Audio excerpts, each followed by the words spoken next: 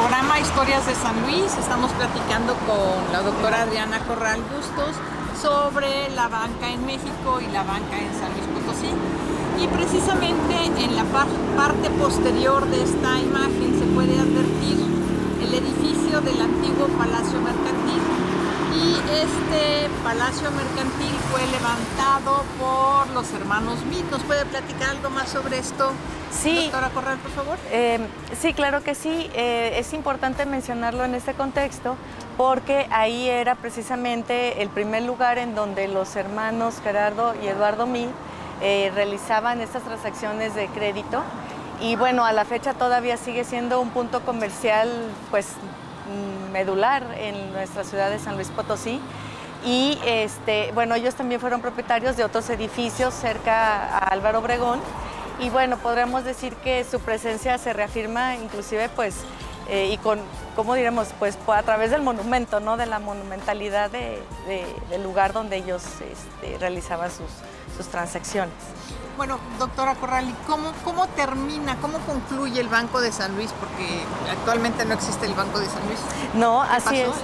Bueno, en este proceso de la fundación de una sola banca central, inicia todo este proceso de desamortización de los bancos regionales y pues básicamente el gobierno federal lo que hace es recoger todas las emisiones que se habían elaborado para el banco. Eran unos billetes muy bellos, muchos de ellos se habían con figuras, litografías bastante evocadoras de la región, algunos, y todos estos billetes se habían mandado a hacer a Estados Unidos. Se recogen y pues se destruyen. La papelería y todo lo que es, digamos, toda la parte administrativa se fue a la Ciudad de México con una intención de reunir toda la papelería y dar pie a esta fundación de la banca central. Muchos de estos archivos pues, se encuentran en la Ciudad de México y digamos que aquí en San Luis Potosí todavía podemos encontrar también vestigios de las transacciones que se hicieron pues, ya a nivel local y que van de la mano con la disolución de esta banco de emisión regional. Y bueno, pues fue el único banco que existió en la historia de San Luis Potosí con estas características. Es importante mencionar que el grupo de inversionistas que fundó ese primer banco y que era circular alrededor de los hermanos Meade, después, años más adelante, por ahí de 1942, fundan otro banco que es el Banco Ixtlero. A lo mejor algunos de nuestros acompañantes en la televisión, a lo mejor algunos de ustedes lo llegaron a escuchar. Después cambió su nombre a Banco del Centro. El Banco del Centro permaneció como tal hasta 1985, que también por el decreto de Miguel de la Madrid, con la privatización de la banca, pues también se vuelve a cerrar otro segundo ciclo de existencia de este banco. Bueno, del Banco del Centro ciertamente muchos se recordarán porque fue pues, el banco que había en San Luis y el banco así como regional. Lo que sí es muy cierto es que actualmente el tipo de banco al que estamos nosotros acostumbrados no tiene absolutamente nada que ver con el banco, con los antiguos bancos. Es decir, nosotros estamos muy acostumbrados a que hoy con una tarjeta vamos a un lugar que se llama cajero automático, se introduce la tarjeta, se teclea una clave y si hay fondos suficientes se extrae el dinero, y eso no sucedía así antiguamente. Antiguamente todas las instituciones bancarias tenían un gran número de personal que eran los que estaban encargados de toda la operación del banco y eran operaciones que muchas veces se llevaban manualmente. ¿Podría usted explicarnos a nuestro público televidente cuándo comienza esa transformación entre la banca tradicional y antigua que le apuntaban a usted con una maquinita en su libretita de ahorros, cuánto había depositado a esta banca que casi manejan los niños con mucha facilidad el día de hoy? Así es. Bueno, yo también me acuerdo todavía del Banco del Centro. A mí todavía me tocaron mi libreta de ahorros del Banco del Centro. Por ahí debe estar guardada en alguna caja. Efectivamente era con caja registradora. Y sí, este cambio de las formas del manejo del dinero han cambiado, yo creo, de manera vertiginosa, pues yo diría que en estos últimos 25 años. Y esto ha ido de la mano con la evolución de los recursos tecnológicos que se utilizan para ello. Yo recuerdo todavía que uno de los elementos muy importantes fue, por ejemplo, el uso del Internet, que eso provocó una globalización en el intercambio de las operaciones. También otro de los factores que ha influido en la transformación y desafortunadamente también en la depreciación del valor de nuestra moneda es que ya no se compara tanto, o sea, sí el valor del oro y la plata sigue siendo importante, pero se compara mucho el valor del peso con el valor del dólar, que es reconocido como una de las monedas de mayor uso a nivel internacional. Y eso ciertamente ha venido a afectar mucho la fuerza del peso mexicano hacia adentro y hacia afuera del propio país. Si esto lo mezclamos además con el uso de nuevas tecnologías, en como ya usted menciona, doctora, algunos que son pues cada vez con apretar un botón, hasta ahora todo el mundo trae sus móviles y con solamente dar una app o una aplicación a través del teléfono se puede disponer de dinero. Eso también ha venido a afectar la credibilidad y también el propio valor del dinero en sí mismo, porque al haber esta facilidad de intercambio con otro tipo de monedas, ciertamente uno pierde valor en el intercambio, es decir, si uno lo cambia a yenes o uno lo cambia a euros, ahí se pierde un valor, tanto las comisiones que se cobran, pues también por realizar esa actividad.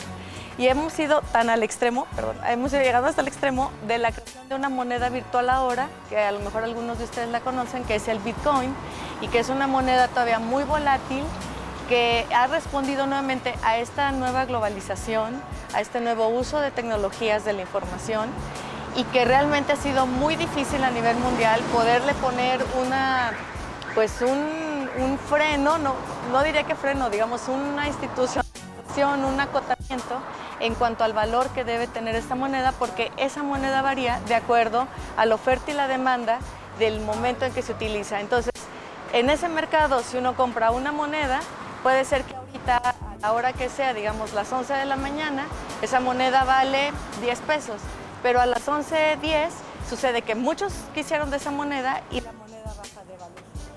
Entonces, sí existe todavía una necesidad de una regulación internacional más grande, sobre todo del uso de estos medios electrónicos, de la propia moneda electrónica, y también de no olvidar esos valores que yo he venido mencionando en los diferentes momentos de la entrevista, que es principalmente la confianza y la honorabilidad de la persona que está evaluando el valor fiduciario, ¿no?, de esta moneda.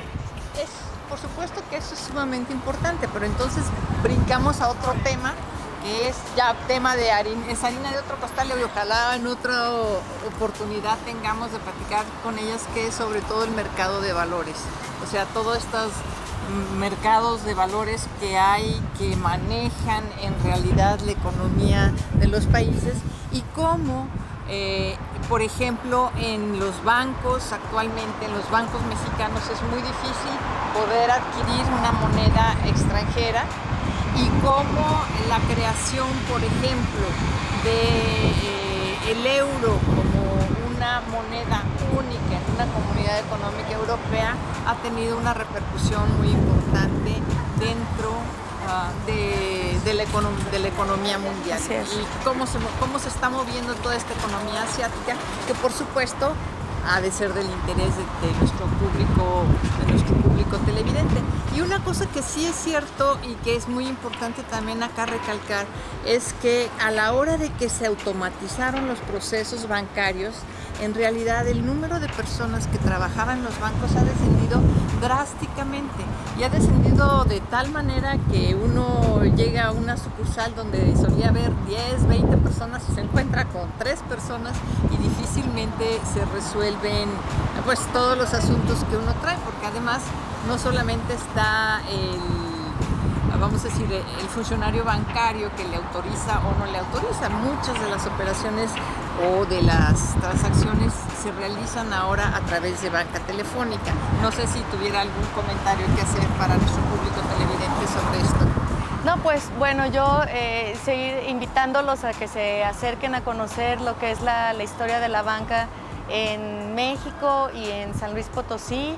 Es una historia que a lo mejor al ser económica para algunos les puede parecer que es tediosa o cansada, pero la realidad es que tiene muchos aspectos que le envuelven, como el aspecto social, por supuesto pues el económico, pero simplemente también tenemos el estudio de la moneda en sí misma, su valor, cómo se fue transformando, el uso de los medios que se emplearon para hacer todo este tipo de transacciones. Y bueno, pues puede dar para mucho, puede ser una historia hasta divertida, de empresarios, por sectores, y pues invitarlos a que sigan conociendo más y por supuesto sus otra parte importante de todo esto que acabamos de mencionar son las colecciones de monedas y de billetes emitidos en México que todavía existen por ahí. Si mal no recuerdo, en los portales de la Alhóndiga se pueden adquirir algunos billetes antiguos que por supuesto ya no tienen ningún valor, ¿verdad?